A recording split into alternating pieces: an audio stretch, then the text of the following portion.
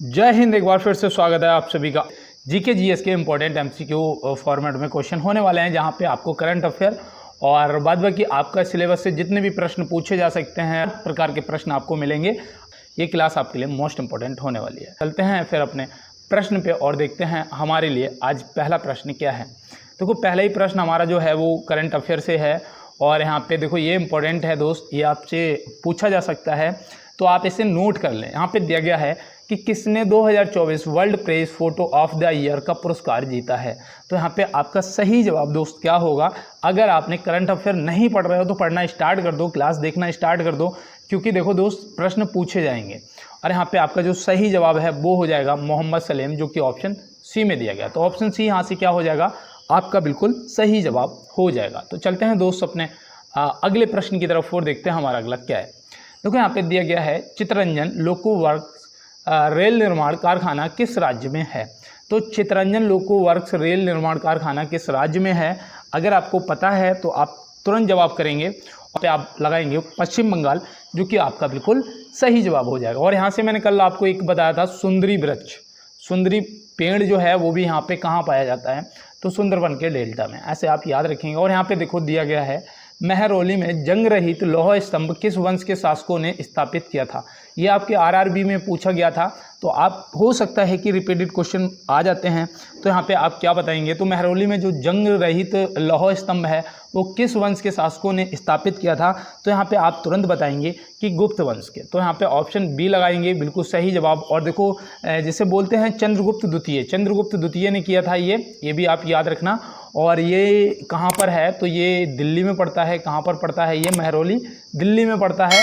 ऐसे बोल सकते हो कुतुब मीनार के पास में, कुतुब मीनार के पास में ये जंग रहित लौह स्तंभ स्थित है। तो आप ऐसे याद रखेंगे। और चलते हैं दोस्तों अपने अगले प्रश्न पे। देखो यहाँ पे दिया गया है महाभाष्य पुस्तक किसने लिखी थी। महाभाष्य पुस्तक, महाभाष्य पुस्तक क्या आपको पता है, और नहीं पता है तो आप इसे एक बार नोट करें इस प्रश्न को, क्योंकि ये आपके लिए मोस्ट इंपॉर्टेंट है। आप यहाँ पे क्या बताएंगे, पतंजलि, जो कि ऑप्शन सी में दिया गया है। तो ऑप्शन सी यहाँ से आपका बिल्कुल सही जवाब हो जाएगा। और देखो वेद व्यास जी से क्या पूछा जाता है, जो मैं आपको बताने वाला हूँ, नोट कर लेना। जो महाभारत है, महाभारत की रचना मतलब कि जो लेखक हैं वो कौन है, तो आप बताएंगे वेद व्यास जी। और देखो रामायण के जो हैं, रामायण के कौन है, वाल्मीकि जी हैं, तो रामायण भी आप याद रखेंगे। और देखो वाल्मीकि जी से एक अभी एयरपोर्ट का नाम जो अयोध्या में बनना है, महर्षि वाल्मीकि हवाई अड्डा, वो भी आप याद रखना, क्योंकि वो तो आपसे पूछा जाएगा, इसलिए आप याद रखेंगे। देखो यहाँ पे दिया गया है महिलाओं में पाए जाने वाले लिंगी गुणसूत्र कौन से हैं। तो देखो पुरुष में जो पाए जाते हैं और महिलाओं में जो पाए जाते हैं वो आप नोट कर लो, क्योंकि आपसे ये तो देखो पूछे जाएंगे इस प्रकार के प्रश्न अगर आप कांस्टेबल की तैयारी करें।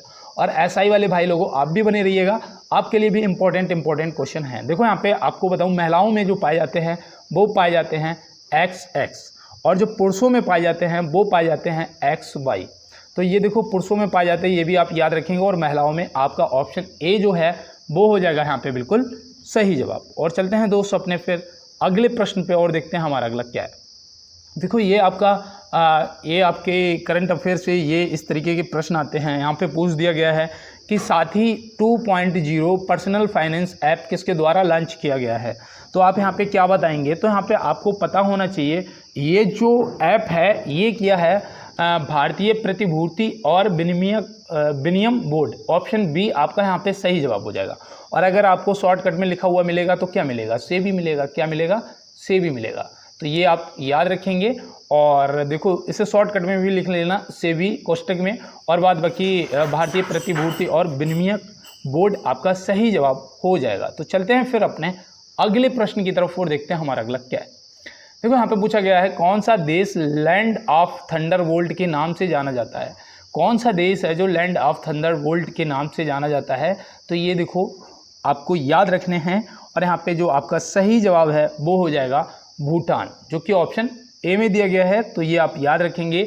या फिर यहाँ पे लैंड ऑफ थंडरबोल्ट के जगह पे आपको क्या लिखा हुआ मिल सकता है वो भी आपको जानना जरूरी है। देखो यहाँ पे मिल सकता है वज्रभूमि, वज्रभूमि भी लिखा हुआ मिल सकता है। तो ये भी देखो आपको याद रखना है, ठीक है, वज्रभूमि या फिर लैंड ऑफ थंडरबोल्ट। तो आप याद रखेंगे। और चलते हैं दोस्त अपने अगले प्रश्न में। केंद्रीय सत्कर्ता आयोग के सदस्यों का कार्यकाल कितना होता है? देखो ये प्रश्न आपके आरआरबी में पूछा गया था। अब यहाँ पे आप बताइएगा कि जो केंद्रीय सत्कर्ता आयोग के सदस्यों का कार्यकाल है वो कितना होता है।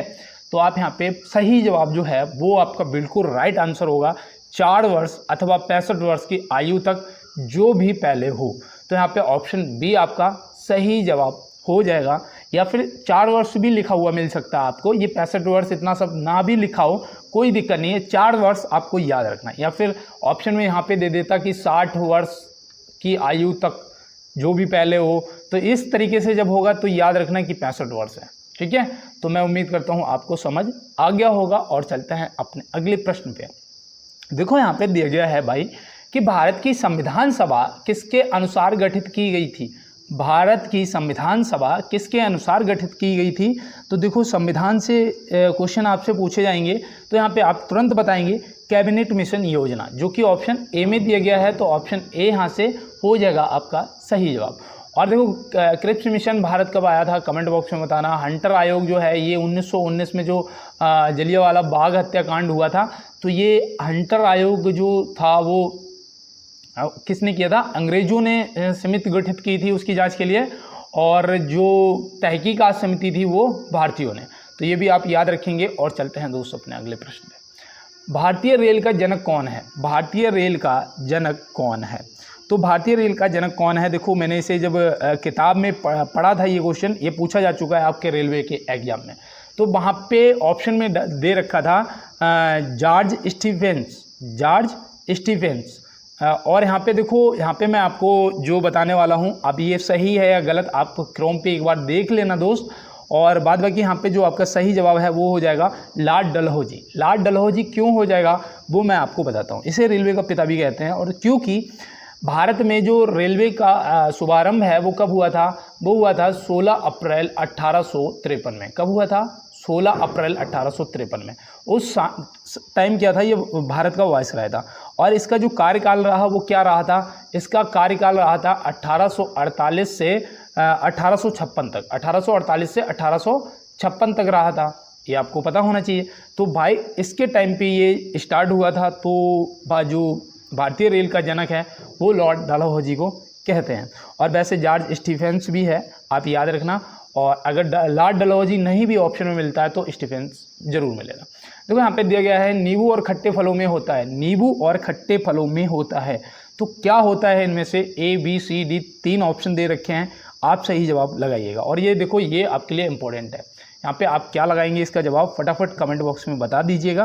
और यहाँ पे सही जवाब आपका साइट्रिक एसिड हो जाएगा। साइट्रिक एसिड जो कि ऑप्शन बी में दिया गया है, तो ऑप्शन बी आपका क्या हो जाएगा? सही जवाब हो जाएगा। देखो ये एसिटिक अम्ल जो है ये भी काफ़ी बार पूछा गया है। तो ये किस में होता है? तो आपको पता होना चाहिए भैया, ये सिरके में होता है। किस में होता है? सिरके में होता है। तो ये भी आप याद रखेंगे। और टाइट्रिक अम्ल जो है ये किस में होता है? ये किस में पाया जाता है? तो आप तुरंत बताएंगे भैया ये अंगूर में पाया जाता है। किस में पाया जाता है? ये अंगूर में पाया जाता है। तो ये भी आप याद रखेंगे। और देखो जो 10 नंबर क्वेश्चन अभी मैंने कराया था उसका जवाब मुझे कमेंट बॉक्स में आप जरूर कराएंगे। चलते हैं अपने अगले प्रश्न पे। जून 2024 में कौन लगातार तीसरी बार अरुणाचल प्रदेश के मुख्यमंत्री बने? जून 2024 में कौन लगातार तीसरी बार अरुणाचल प्रदेश के मुख्यमंत्री बने? देखो ये आपका करंट का है और ये आपसे पूछे भी जाएंगे। तीसरी बार प्रधानमंत्री कौन बना? तो आप सभी बता देंगे भैया वो तो हमारे नरेंद्र मोदी जी बने हैं। ठीक है, अब यहाँ पे आपसे मुख्यमंत्री अगर पूछ देगा अरुणाचल प्रदेश का तो आप क्या बताएंगे? तो याद रखना पेमा खांडू जी, जो कि ऑप्शन ए में दिए गए हैं। और टी पारनाइक जी जो हैं वो वहाँ के गवर्नर हैं। ठीक है, वो वहाँ के गवर्नर हैं। तो ये भी आप याद रखेंगे। और देखो राज्यपाल और सीएम और राजधानियाँ ये आपके लिए मोस्ट इम्पॉर्टेंट हैं, आपको पता होना चाहिए। और ये भी पता होना चाहिए कि कौन सा राज्य किस दिशा में पड़ता है। ठीक है, हो सकता है कि पूछ लिया जाए तो आप क्या बताओगे कि वहाँ पूछ लिया कि पूर्वी राज्य जो है सबसे पूर्वी राज्य, तो आप बता देंगे अरुणाचल प्रदेश। पश्चिमी राज्य जो है आप तुरंत बता देंगे भैया गुजरात। उत्तरी जो है उत्तरी वो आपका लद्दाख हो जाएगा। और दक्षिणी आपका तमिलनाडु हो जाएगा। इस तरीके से आपको पता होना चाहिए यार। देखो यहाँ पे दिया है मोढेरा का सूर्य मंदिर किस राज्य में है? मोढेरा का सूर्य मंदिर किस राज्य में है? तो आप यहाँ पे क्या बताएंगे? तो यहाँ पे आपका जो सही जवाब है वो हो जाएगा गुजरात। अब ऑप्शन बी लगाया होगा, गलत हो गया होगा दोस्त, कोई बात नहीं है। और यहाँ पे आपका जो सही जवाब है वो गुजरात हो जाएगा। अगर आपने ऑप्शन बी लगाया था महाबलीपुरम तमिलनाडु, तो याद रखना यहाँ पे रथ मंदिर है। कौन सा है? रथ मंदिर है। और अयोध्या आपकी उत्तर प्रदेश में है, तो ये भी आपको पता होना चाहिए। और चलते हैं फिर अपने अगले प्रश्न की तरफ और देखते हैं हमारा अगला क्या। महमूद गजनबी का भारत में अंतिम आक्रमण किसके विरुद्ध हुआ था? महमूद गजनबी का भारत में अंतिम आक्रमण किसके विरुद्ध हुआ था? भाई इसने 17 बार आक्रमण किया था। इससे एक चीज़ सीखने को मिलती है कि जीवन में चाहे जितनी बार फेल हो, कंटिन्यू आक्रमण करते रहना है, ठीक है, कभी ना कभी सफलता मिलेगी। तो इसने 17 बार आक्रमण किया भारत पे। और देखो ये तो सब लुटेरे थे, ये सिर्फ भारत को लूटने आए थे। याद रखना जो इसका अंतिम युद्ध था वो जाटों से हुआ था। किससे हुआ था? जाट लोगों से हुआ था, आप याद रखेंगे। और कन्नौज का तो विलग्राम का युद्ध मैंने आपको कई बार बताया, कितनी बार? 1540। कब हुआ था? 1540। पानीपत का तृतीय युद्ध कब हुआ था? 1761 में हुआ था। तो ये युद्ध जो है ये आप याद रखेंगे। और चलते हैं दोस्त अपने अगले प्रश्न पे। भारतीय रेलवे बोर्ड की स्थापना कब हुई थी? भारतीय रेलवे बोर्ड की स्थापना कब हुई थी? ये रिपीटेड क्वेश्चन है और ये फिर से पूछा जाएगा आपसे कांस्टेबल के पेपर में। और ये मैं भी आपको आज दूसरी बार करवा रहा हूँ कि ये मार्च 1905 में हुआ था। मार्च 1905, ऑप्शन बी लगा दोगे, बिल्कुल सही जवाब आपका हो जाएगा। और चलते हैं दोस्त अपने अगले प्रश्न की तरफ। बीजापुर का गोल गुम्बज किसका मकबरा है? देखो पहले तो गोल गुम्बज आपको पता होना चाहिए कहाँ पर है, बीजापुर। अब तो कंफर्म हो गया ना, ये किसका मकबरा है? तो आप क्या बताओगे? ये मोहम्मद आदिल शाह का मकबरा है। किसका है? मोहम्मद आदिल शाह, जो कि ऑप्शन ए में दिया गया। और रबिया उद दौरानी और ताजमहल की गंदी नकल, इस तरीके से ये रबिया उद दौरानी का मकबरा जो है वो मैंने आपको कई बार बताया है। और देखो यहाँ पे अकबर का दिया गया है, तो अकबर का जो है वो भी आपको पता होना चाहिए। अकबर का कहाँ पड़ता है? तो अकबर का जो मकबरा है वो सिकंदरा में पड़ता है भैया। कहाँ पड़ता है? सिकंदरा में पड़ता है, तो ये भी आपको पता होना चाहिए। और यहाँ पे देखो रबिया उद दौरानी का जो मकबरा है वो भी मैंने आपको बताया था। लेकिन यहाँ पे एक प्रश्न मैं आपसे पूछता हूँ कि यहाँ पे जो मोहम्मद आदिल शाह का मकबरा है ये कब बना था? तो आप क्या बताएंगे? बताओ इसका निर्माण जो है वो कब हुआ था? तो यहाँ पे आप क्या बताएंगे? तो यहाँ पे आपका जो सही जवाब है वो हो जाएगा 1656 में। कब हुआ था दोस्त? 1656 में हुआ था। तो ये भी देखो याद रखना दोस्त, हो सकता कि आपसे पेपर के अंदर पूछ लिया जाए। तो चलते हैं फिर अपने अगले प्रश्न की तरफ और देखते हैं आज हमारे लिए क्या अगला है। देखो यहाँ पे दिया गया है कि भारतीय संविधान की प्रस्तावना किस देश के संविधान से लिया गया है? भारतीय संविधान की जो प्रस्तावना है वो किस देश के संविधान से लिया गया है? तो आप इसका जवाब फटाफट कमेंट बॉक्स में सभी लोग बताते जाइएगा कि इसका सही जवाब क्या हो जाएगा। तो यहाँ पे मैं जैसा कि उम्मीद करता हूँ आपने बिल्कुल सही जवाब किया होगा, यूएसए। यूएसए आपका बिल्कुल सही जवाब ऑप्शन बी हो जाएगा। और देखो यहाँ पे मैं आपको बताऊँ, इसे जो प्रस्तावना है इसे संविधान की आत्मा भी कहते हैं। क्या? संविधान की आत्मा भी कहते हैं। तो इसको भी आप ध्यान रखेंगे। और चलते हैं दोस्त अपने अगले प्रश्न की तरफ। देखो यहाँ पे दिया गया है G7 शिखर सम्मेलन 2024 का मेजबान देश है। ये आपका करंट अफेयर का क्वेश्चन है। लाइक करेंगे और क्लास को शेयर भी करेंगे और ज़्यादा से ज़्यादा सब्सक्राइब भी करेंगे चैनल को। और कहते हैं दोस्त, देखो पहले तो प्रश्न का जवाब करेंगे। और मुझे लगता है कि आज मेरे जो दिल में आ रहा है मैं आपसे 1 मिनट के लिए कहूँगा ज़रूर। और यहाँ पे जो हमारा प्रश्न है उसका जवाब हो जाएगा कि ये इटली में हो रहा है। और देखो यहाँ से एक चीज़ और आप याद रखना कि ये 50वां संस्करण है। कौन सा? 50वां संस्करण है, ये भी आप याद रखेंगे। और चलते हैं दोस्त अपने अगले प्रश्न पे। और देखो मैं आपको क्या बताने वाला था कि दोस्त मेहनत जारी रखो, मेहनत जारी रखो, क्योंकि जब समस्याएं आती हैं ना तो कोई पास नहीं आता है, कोई आपकी हेल्प करने के लिए नहीं आता है। और वो लोग अक्सर आपका साथ छोड़ देते हैं जिन पे हमें भरोसा होता है कि ये हमें समस्याओं से निकालेंगे। तो इसलिए कहते हैं यार मेहनत जारी रखो, पढ़ाई जारी रखो। इस बार अब ज़्यादा समय नहीं बचा है, बस पढ़ाई करनी है और सिलेक्शन लेना है। और देखो अगर मैंने देखा था कमेंट बॉक्स में एक भैया कह रहे थे कि आप किसकी तैयारी कर रहे हो, तो मैं दोस्त आपको उन भैया को नहीं कह रहा हूँ, लेकिन हाँ मैं एक चीज़ आपको बता दूँ कि किसके हाथ में प्याली है, किसके हाथ में प्याली है, किसके मुंह में बोटी है। मैं बहुत कुछ जानता हूँ, बस मेरी उम्र छोटी है। क्योंकि मैंने दोस्त उन दौरों को गुजरा हूँ ना, उन चीज़ों को देखा है, अपनों को बदलते हुए देखा है। मैंने बहुत कुछ देखा अपनी लाइफ में, शायद उसने मुझे ये पढ़ने की तरफ, बस लास्ट ऑप्शन मेरे पास यही बचा था कि बेटा शिवम अब पढ़ाई कर लो वरना ज़िंदगी ख़त्म है। तो बस यही है और कुछ नहीं है, देख रहा हूँ जहाँ तक भी पहुँचूँगा वो बात की बात है। तो यहाँ पे दिया गया है G7 क्या है। G7 जो है वो क्या है, तो यार याद रखना वो एक अंतर सरकारी संगठन है। क्या है, एक अंतर सरकारी संगठन है और ये 7 देशों का है। ये भी आप याद रखना, कितने, 7 देशों का है, जिसे आप ग्रुप ऑफ 7 भी बोल सकते हैं। तो 7 देशों का है। तो चलते हैं फिर अपने अगले प्रश्न की तरफ और देखते हैं हमारा अगला क्या है।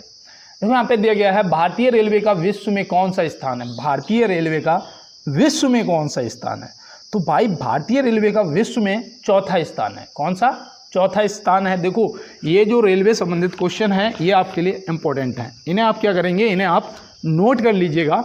और देखो अगर आपसे एशिया में पूछेगा तो आप क्या बताओगे, अगर विश्व में पूछेगा तो आपने चौथा लगा दिया, आपका सही जवाब हो गया। लेकिन अगर एशिया में पूछेगा तो याद रखना दूसरा स्थान है। और देखो जो पहले नंबर पे आता है वो कौन है, तो वो है चीन। कौन है दोस्त, चीन है। तो ये भी आप याद रखेंगे। और चलते हैं दोस्त अपने अगले प्रश्न की तरफ और देखते हैं हमारा अगला क्या है। देखो यहाँ पे दिया गया है राजा राम मोहन राय ने किसके विरुद्ध एक ऐतिहासिक आंदोलन का आयोजन किया था। राजा राम मोहन राय ने किसके विरुद्ध एक ऐतिहासिक आंदोलन का आयोजन किया था, तो ये आप याद रखेंगे। इसका सही जवाब क्या हो जाएगा। देखो आज मैं आपको बता दूंगा ना दोस्त, मुझे पता है मैं इस तरीके से आपको बताऊंगा, कभी नहीं भूलोगे। सती प्रथा, सती प्रथा का किया था। और ये कब किया था वो भी याद रखना, 1812 में किया था। और ये देखो ये कहते हैं ना, जब कोई भी चीज़ या दुख या कष्ट जब हम पे स्वयं गुजरता है तब हम उसके लिए कुछ ना कुछ एक्शन लेते हैं या कदम उठाते हैं। जैसे कि मुझे लगा कि मेरे पिता ने मुझे सरकारी स्कूल में पढ़ाया, मेरे लिए वो सारी फैसिलिटी नहीं थी, मैंने गरीबी झेली, मैंने गरीबी देखी, मैंने सब कुछ करा, मुझे लगा मैंने आपके लिए किया। बस इसी प्रकार से जो हमारे राजा राम मोहन राय जी थे, इन्होंने अपनी भाभी को सती प्रथा में क्या होता था, तो ये जला दिए जाते थे ना, तो बस वही इन्होंने अपनी आंखों से देख लिया और इन्हें ये दिल में बैठ गया कि बस अब मुझे ये सिस्टम बदलना है। तो इन्होंने बदल के रख दिया और आज आप इन्हें इतिहास में इस चीज़ को पढ़ रहे हैं। तो पे दिया गया भारत में प्रथम जनगणना किसके समय में की गई थी। देखो जनगणना जो है वो हर 10 वर्ष के अंतराल पे होती है, पहली चीज़। दूसरी ये कि प्रथम जनगणना जो है वो अगर आपसे पूछा जाएगा तो आप यहाँ पे क्या बताएंगे, तो आप तुरंत बताएंगे भैया लॉर्ड मेयो के शासनकाल में हुआ था। अब लॉर्ड मेयो के शासनकाल में जो प्रथम जनगणना थी वो 1872 में हुई थी। लेकिन अगर आपसे पूछेगा कि पहली आधिकारिक जनगणना कब हुई थी, तो आप क्या बताओगे, तो आप तुरंत बताएंगे भैया 1881 में हुई थी पहली आधिकारिक जनगणना। और स्वतंत्रता के बाद, आज़ादी के बाद जो पहली जनगणना हुई थी वो 1951 में हुई थी। अब याद रहेगा ना दोस्त, देखो यहाँ पे भूलना नहीं है। और अगर मेरे शब्दों से किसी को ठेस पहुँचती है और कोई कष्ट होता है या दुख होता है तो दोस्त मैं उसके लिए हाथ जोड़ के पहले ही माफ़ी मांगता हूँ। और यहाँ पे देखो मेरा ये कोई उद्देश्य नहीं है कि मैं किसी को ठेस पहुँचाऊँ, बस मेरा उद्देश्य ये है कि आप किसी तरीके से सफल हो जाएं, आपको चीज़ें याद रहें। आप जब तक लिखेंगे नहीं तब तक याद नहीं होगा, उसके लिए आपको लिखना भी इम्पोर्टेंट है। देखो यहाँ पे दिया गया है राज्यसभा के सदस्य का कार्यकाल कितने वर्ष का होता है। राज्यसभा के सदस्य का जो कार्यकाल है वो कितने वर्ष का होता है, तो आप यहाँ पे क्या बताएंगे। तो याद रखना दोस्त कितना होता है, ऑप्शन डी, इनमें से कोई नहीं। इस तरीके के प्रश्न आएंगे। अब यहाँ पे बहुत से दोस्तों ने 5 वर्ष लगाया होगा जो कि गलत हो गया ना, घबराना नहीं है। याद रखना यार 6 साल होता है। कितना होता है, 6 साल होता है। और ये प्रश्न इसीलिए पूछा जाता है, क्यों, क्योंकि 6 साल होता है। और सभी को पता है कि कार्यकाल तो 5 वर्ष का होता है सभी का, बस तुरंत लगा देते हैं और गलत हो जाता है। 98 ज्ञानपीठ पुरस्कार से किसे सम्मानित किया गया है। 98 ज्ञानपीठ पुरस्कार से किसे सम्मानित किया गया है, तो ये प्रश्न आपके लिए इंपॉर्टेंट है। अगर आप एसआई की तैयारी कर रहे हैं तो ये प्रश्न आपके लिए फिर भी इंपॉर्टेंट है। तो याद रखना कवि गुलजार और जगत गुरु रामभद्राचार्य जी। तो ऑप्शन बी जो यहाँ पे है, ए और बी दोनों, जो कि आपका बिल्कुल सही जवाब हो जाएगा। तो चलते हैं दोस्त अपने अगले प्रश्न की तरफ और देखते हैं हमारा अगला क्या है। तो यहाँ पे बोला गया है भारतीय रेलवे का शुभांकर क्या है। भारतीय रेलवे का जो शुभांकर है वो क्या है, तो ये देखो इंपॉर्टेंट है, ये वाकई में इंपॉर्टेंट क्वेश्चन है और बहुत ही प्यारा क्वेश्चन है। मुझे लगता है कि कभी नहीं भूलोगे, क्योंकि ये है भोलू हाथी, जो कि ऑप्शन बी में दिया गया। क्या आप कभी भोलू हाथी को भूल पाओगे? बिल्कुल नहीं भूल पाओगे, है ना। भोलू हाथी छोटा सा तो याद रहेगा आपको। और यहाँ पे देखो दिया गया है कि BCG टीका के नाम में बी का तात्पर्य है। देखो बी का पूछ लेता है, सी का पूछ लेता है, जी का पूछ लेता है। अगर आपको पता होगा तो आप कर ले जाएंगे और नहीं पता होगा तो फिर क्या होगा, चालान कट जाएगा। तो यहाँ पे याद रखना बी का होता है बैसिलिस, जो कि ऑप्शन ए में दिया गया। यहाँ पे पूरा फुल फॉर्म लिखा हुआ, पूरा फुल फॉर्म देखो, ये लिखा है बी का, ये लिखा है सी का और ये लिखा है जी का, ठीक है। बी का क्या होगा बैसिलस, सी का क्या होगा कैलमेट, जी का क्या होगा ग्वेरिन, याद रहेगा ना। और ये किसके लिए, ये क्या तपेते क्या बोलते हैं उसे, टीबी बोलते हैं ना, टीबी के रोकथाम के लिए लगाया जाता है टीका। तो ये आपको याद रहेगा ना, बच्चों के लगता है बचपन से ही लगा दिया जाता है। और यहाँ पे देखो दिया है सिख सेना कहलाती थी, सिख सेना कहलाती थी, क्या कहलाती थी, खालसा। खालसा ऑप्शन सी आपका क्या हो जाएगा, सही जवाब हो जाएगा। तो ये आपको याद रहेगा ना दोस्त। फिर चले अपने अगले प्रश्न पे, देखते हैं हमारा फिर अगला क्या है। देखो यहाँ पे दिया गया है सिंधु घाटी सभ्यता की लिपि थी, सिंधु घाटी सभ्यता की लिपि क्या थी, RRB में पूछा हुआ क्वेश्चन, सिंधु घाटी सभ्यता की लिपि क्या थी। आप क्या बताएंगे, नहीं पढ़ी जा सकती है, नहीं पढ़ी जा सकती है, ऑप्शन सी। देवनागरी तो आपको पता ही होगा, आपके हिंदी की हिंदी भाषा की जो लिपि है वो क्या है, देवनागरी है, याद रखोगे। चलते हैं फिर अपने अगले प्रश्न की तरफ। देखो यहाँ पे दिया गया है तारापुर परमाणु विद्युत ग्रह स्थित है, तारापुर परमाणु विद्युत ग्रह स्थित है, कहाँ पर स्थित है आपको बताना है, महाराष्ट्र, गुजरात, उत्तर प्रदेश, बताओ। यहाँ पे आपका सही जवाब जो है वो क्या हो जाएगा, तो तुरंत बताना भैया, महाराष्ट्र हो जाएगा, जो कि ऑप्शन ए में दिया गया है। और ये कब इसका निर्माण कब किया गया था, तो वो भी याद रखना 1972 में किया गया था। कब, 1972 में किया गया था। अब 1972 को देख के मुझे याद आ गया 1772 याद, 1772 में DM का पद बना था, कलेक्टर का पद जो है वो 1772 में बना था, याद रहेगा ना दोस्त। चलते हैं फिर अपने अगले प्रश्न की तरफ। विटामिन ई का रासायनिक नाम है, विटामिन ई का। देखो विटामिन से संबंधित दोस्त एक क्वेश्चन तो 110% आना है, किसी भी एग्जाम की तैयारी कर लो, पक्का पूछा जाएगा। आप बताओ यहाँ पे कि विटामिन ई का जो है वो रासायनिक नाम क्या है, तो आप क्या बताओगे, तो आप तुरंत बताओगे भैया टोकोफेरॉल हो जाएगा, जो कि आपके ऑप्शन सी में दिया गया है, हो जाएगा ना। अब यहाँ पे आप बताओगे कि एस्कॉर्बिक अम्ल जो है ये किसका रासायनिक नाम है, तो ये विटामिन सी का रासायनिक नाम है, किसका है, विटामिन सी का रासायनिक नाम है। कैल्सीफेरॉल जो है ये किसका है, विटामिन डी का रासायनिक नाम है। विटामिन ई का जो है ए का, आप हमें कमेंट बॉक्स में कंफर्म कराएंगे, ठीक है, क्या करेंगे, कमेंट बॉक्स में आप बताएंगे। और मुझे भरोसा है कि मेरे हीरो लोग, मेरे भाई बहन मुझे ज़रूर बताएंगे। देखो यहाँ पे दिया गया है भारतीय रेलवे का स्लोगन क्या है, भारतीय रेलवे का स्लोगन क्या है, देखो स्लोगन पूछ दिया है। अब ये आप बताओ, मुझे दिल से सच सच बताना दोस्त, इम्पोर्टेंट है। अब यहाँ पे बताओ स्लोगन क्या है, पता है, नहीं पता है, अब यहाँ पे अक्कड़ पक्कड़ करना पड़ेगा।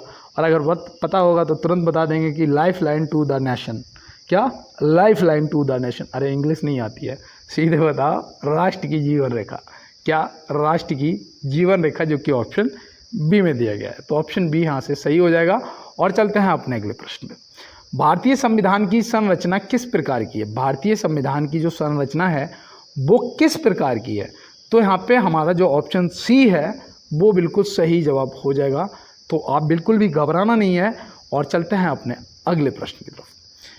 भारतीय संविधान के किन अनुच्छेदों में नागरिकता संबंधित प्रावधान है, ये मैं आपको लगभग आज तीसरी बार करवा रहा हूँ और मुझे पता है कि यहाँ से कुछ ना कुछ पूछा जाएगा, और इसीलिए मैं आपको बार बार रटवा रहा हूँ कि आपको किसी तरीके से मालिक याद हो जाए, किसी तरीके से याद हो जाए। तो याद रखना है, ये 5 से 11 हो जाएगा, ऑप्शन बी। 1 से 4 तक क्या है, 1 से 4 तक के जो नए राज्य एवं जो उनके क्षेत्र कार्य क्षेत्र हैं और राज्यों के नाम बदलना, ये सब है जो 1 से 4 के अंतर्गत आ जाता है। और अनुच्छेद 12 से 35 तक क्या आता है बताओ, अनुच्छेद 12 से 35 तक क्या आता है, मौलिक अधिकार आपके आते हैं, क्या आते हैं, मौलिक अधिकार आते हैं। तो ये आपको याद रहेगा ना।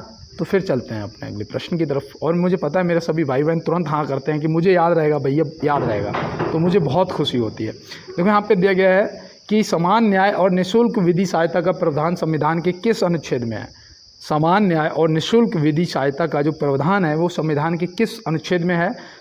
अब फिर से वही कहूँगा कि भाई लोग जो भी चाहते हैं कि आपका ये भाई आपके लिए कुछ कर पाए, तो यार प्लीज़ हाथ जोड़ के निवेदन है यार, एक बार लाइक वाला बटन ज़रूर दबा देना और ज़्यादा से ज़्यादा चैनल को यार सब्सक्राइब कर लेना, और थोड़ा सा अगर हो सके तो यार इतनी हेल्प कर देना कि शेयर कर देना, ठीक है।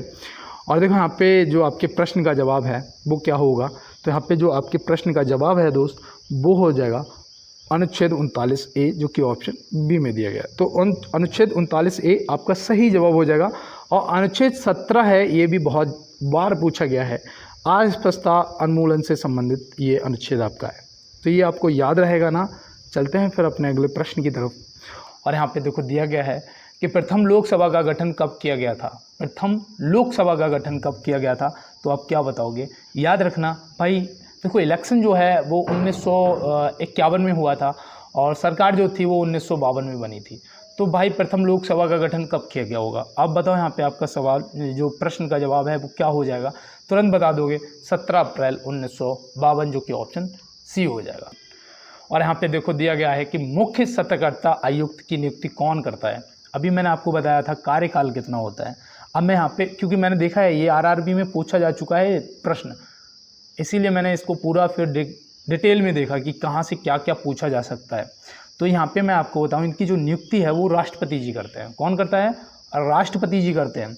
और मैं आपको बता दूँ वर्तमान में कौन है, अगर आपसे पूछ देगा तो आप क्या बताएंगे। तो याद रखना श्री A.S. राजीव, श्री A.S. राजीव जी हैं, तो ये भी आप याद रखेंगे, ठीक है। जो अभी वर्तमान में मुख्य सतर्कता आयुक्त हैं वो आपके श्री A.S.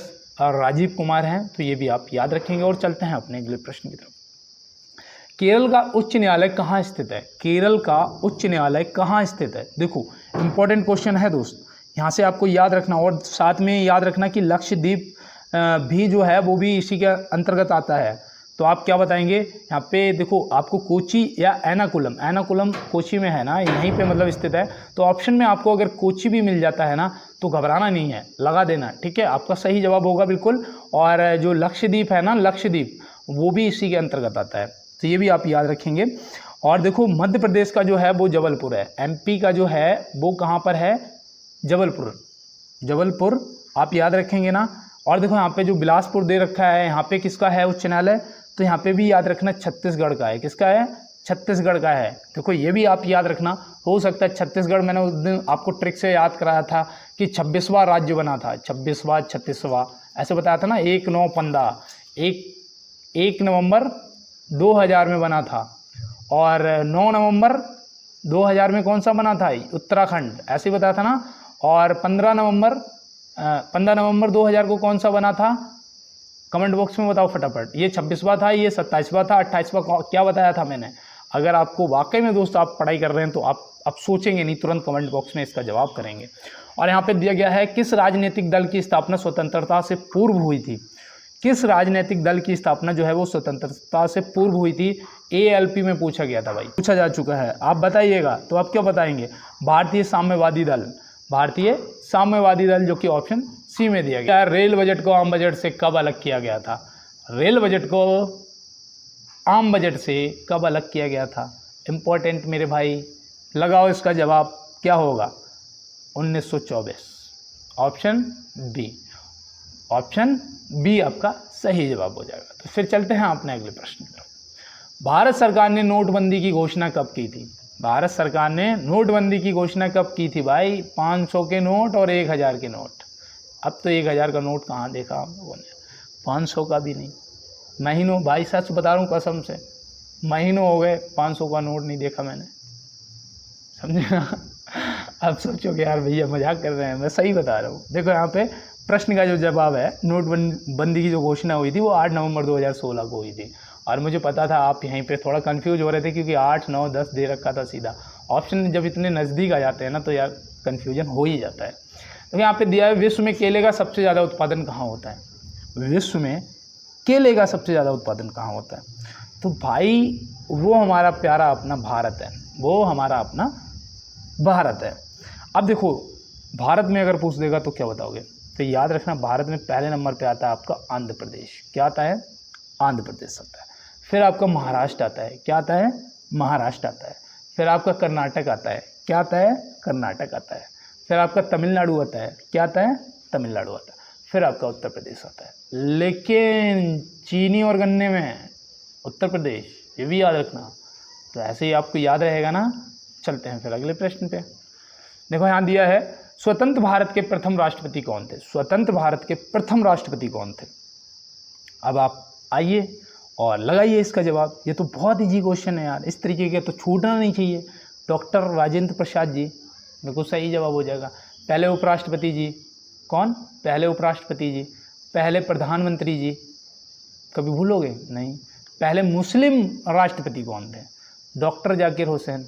ये तीसरे राष्ट्रपति, मुस्लिम राष्ट्रपति प्रथम और वैसे तीसरे राष्ट्रपति डॉक्टर जाकिर हुसैन। भाई ये पूछे जा चुके हैं आपके पेपर में, आरआरबी के पेपर में, तो याद रखना। चलते हैं फिर अपने अगले प्रश्न पे। देश का प्रथम जैव आरक्षित क्षेत्र है, देश का प्रथम जैव आरक्षित क्षेत्र है नीलगिरी। ऑप्शन ए आपका सही जवाब हो जाएगा। नीलगिरी आपका बिल्कुल सही जवाब हो जाएगा। तो चलते हैं दोस्त अपने अगले प्रश्न की तरफ। देखो यहाँ दिया है केंद्र सरकार के व्यय को नियंत्रित करता है। केंद्र सरकार के व्यय को नियंत्रित करता है, कौन करता है? वित्त मंत्रालय। ऑप्शन ए आपका सही, अरे हाँ सही है, सही है, माफ़ी चाहते हैं, बिल्कुल सही है। मैं यहाँ पे वित्त आयोग मुझे दिखा, मैंने कहा ये तो गलत हो गया, लेकिन यहाँ पे वित्त मंत्रालय आपका सही जवाब होगा। तो फिर चलते हैं अपने अगले प्रश्न की तरफ। भारत का वर्तमान रेल मंत्री कौन है? भारत का वर्तमान रेल मंत्री कौन? देखो मंत्रालय पढ़ के जाना सभी, क्योंकि अभी गवर्नमेंट बनी है, अभी हमारे मोदी जी ने तीसरी बार शपथ ग्रहण किया है। अब यहाँ पे कुछ मंत्री चेंज भी हुए हैं, तो इनको सबको पढ़ के जाना दोस्त, क्योंकि यहाँ से प्रश्न आपसे ज़रूर पूछे जाएंगे, क्योंकि इलेक्शन अभी हुआ है। अब यहाँ पे देखो आपके रेल मंत्री पूछा है, तो आप अश्विनी वैष्णव जी को लगाएंगे, जो कि आपका ऑप्शन बी में दे रखे हैं, तो बिल्कुल सही जवाब हो जाएगा। अब यहाँ पे आपके जो विदेश मंत्री हैं वो आपके डॉक्टर एस जयशंकर जी हो जाएंगे। अब श्री राजनाथ सिंह जी हैं, वो कौन से मंत्री हैं? आप कमेंट बॉक्स में बताइएगा। और चलते हैं फिर अपने अगले प्रश्न की तरफ। देखो मैं ये कमेंट बॉक्स में बताने के लिए इसलिए कहता हूँ, जब आप क्रोम पे सर्च करेंगे ना, गूगल पे सर्च करेंगे, तो वहाँ से आप और भी बहुत कुछ सीखेंगे। देखो यहाँ पे दिया है सबसे पहले पंचायती राज कहाँ लागू किया गया था। भाई इंपॉर्टेंट है यार, सबसे पहले पंचायती राज कहाँ लागू किया गया था, तो आप क्या बताएंगे? तो आप तुरंत बताएंगे भैया राजस्थान में किया गया था। राजस्थान में किया गया था 2 अक्टूबर 1959 में। कब? 2 अक्टूबर, यहाँ पे देखो 2 अक्टूबर 1959 में। कब किया गया था? 2 अक्टूबर 1959 में। उसके बाद किया गया था आंध्र प्रदेश में। आंध्र प्रदेश में कब किया गया था? तो याद रखना भैया 11 अक्टूबर, सेम है 1959। याद रहेगा ना दोस्त? तो फिर देखो ये पंचायती राज वाला क्वेश्चन आपसे पूछा जाएगा। तो चलते हैं फिर अपने अगले प्रश्न की तरफ। संविधान के किस अनुच्छेद के द्वारा संघ एवं राज्यों के बीच लोक सेवा आयोग का प्रावधान किया गया है? संविधान के किस अनुच्छेद के द्वारा संघ एवं राज्यों के बीच लोक सेवा आयोग का प्रावधान किया गया है? तो यहाँ पे आप क्या बताएंगे? तो यहाँ पे आपका जो सही जवाब है वो हो जाएगा आर्टिकल 315। क्या हो जाएगा? आर्टिकल 315 बिल्कुल सही जवाब हो जाएगा। संविधान में संशोधन जो होता है वो होता है 368 के तहत। ये आपको याद रहेगा ना। 370 जो था ये जम्मू कश्मीर को स्पेशल राज्य का दर्जा दे रखा था, तो ये भी आप याद रखेंगे। चलते हैं, और इसे हटा दिया गया ना, और ये हटा दिया गया इसीलिए ये इम्पोर्टेंट बन गया है। और हो सकता है कि आपसे पूछ लिया जाए धारा 370 है ना। तो यहाँ पे देखो दिया गया है कि भारत की संप्रभुता किस में निहित है। भारत की जो संप्रभुता है वो किस में निहित है? तो भारत की संप्रभुता किस में निहित है? आपने जवाब कर दिया होगा कि भारत की जनता में। किस में? इनमें से भारत की जनता में। ऑप्शन सी आपका सही जवाब हो जाएगा। तो चलते हैं फिर अपनी अगले प्रश्न की तरफ। संविधान के किस भाग में पंचायती राज से संबंधित है? संविधान के किस भाग में पंचायती राज से संबंधित है? ये मैं देखो संविधान के क्वेश्चन भी आपको डेली इसीलिए करवाता हूँ कि हो सकता है आपसे पूछ लिया जाए, और एसआई वाले भाई लोग आपसे तो पूछा ही पूछा जाएगा, तो आप तो इनको छोड़ना ही नहीं है। और यहाँ पे आपका भाग 9 हो जाएगा। क्या हो जाएगा? भाग 9। और भाग 8 में क्या था? भाषा थी ना, भाषा। भाषा जो थी वो भाग 8 में, और ये भाग 9 में आपका संविधान के किस भाग में, पंचायती राज जो है ये आपका भाग 9 में आ जाता है। और ये मैं आपको और बता दूं, ये ना 73वें संशोधन 1992 द्वारा जोड़ा गया था। 73वें संशोधन 1992 द्वारा जोड़ा गया था। तो ये आपको याद रहेगा ना 1992। तो मैं उम्मीद करता हूँ कि अब आप एक भी प्रश्न नहीं भूलेंगे, और क्योंकि आपने नोट करे होंगे। अशोक मेहता समिति का संबंध है, अशोक मेहता समिति का संबंध है। आप इसका फटाफट जवाब करिएगा। इसका जवाब जो है वो याद रखना, पंचायती राज से। किससे? पंचायती राज से, जो कि ऑप्शन ए में दिया गया। तो अब मुझे ये बताओ कहाँ पे आपका डाउट रह गया। जो आपका डाउट रह गया वो आप कमेंट बॉक्स में ज़रूर बताना। मैं उसके लिए आपकी पूरी हेल्प करूँगा जितना मुझसे हो सकेगा। और मैं आपको बताऊँ दोस्त, देखो मैं क्लास के स्टार्टिंग से लेके एंडिंग तक आपको प्रेरित करता रहता हूँ कि किसी तरीके से यार, किसी ना किसी तरीके से यार आप सफलता को प्राप्त करें। क्योंकि दोस्त जब सपना टूटता है ना तो आदमी फिर कहते हैं ना कि जिंदा लाश होता है। और सपना जब टूट जाता है ना तो एक चीज़ और याद रखना कि जो हम चाहते हैं वो अगर हमें नहीं मिलता है तो मालिक ने हमारे लिए कुछ उससे भी बेहतर सोच रखा होता है। क्या अगर मैं अगर मैं आर्मी में भर्ती हो जाता तो आज क्या आप मुझे जानते हैं? नहीं जानते ना। हो सकता है कि मुझे एक नौकरी ना मिली, लेकिन मेरी वजह से ना जाने कितने लाखों गरीब बच्चों को नौकरी मिल जाएगी। तो इससे भला क्या हो सकता है यार। मुझे तो देश सेवा करनी है ना। मैं कहीं भी रह के किसी भी तरीके से किसी भी रूप में देश की सेवा कर सकता हूँ, क्योंकि वो मेरी मानसिकता है ना कि मुझे करना है तो मैं कर सकता हूँ किसी भी तरीके से। मुझे अगर भंडारा करना है, मान लो मेरे पास 5 कुंटल गेहूँ नहीं है, मेरे पास 2 कुंटल तेल या घी नहीं है, कोई बात नहीं है, मैं एक मुट्ठी आटा लूँगा और चींटियों में डाल दूँगा, वहाँ से लाखों चींटियों का पेट भर जाएगा। क्या है? भंडारा है। क्या है? भंडारा है। तो यार इसी तरीके से मैं आपसे कहता हूँ कि देखो मैं आपकी हर तरीके से संभव मदद करूँगा। मैं फ़ोन अगर नया ले आया बहुत जल्दी ले आऊँगा, मुझे पता है आप लोग इतना सपोर्ट कर रहे हो, तो मैं आपको PDF बिल्कुल फ्री, कोई पैसा नहीं लगेगा।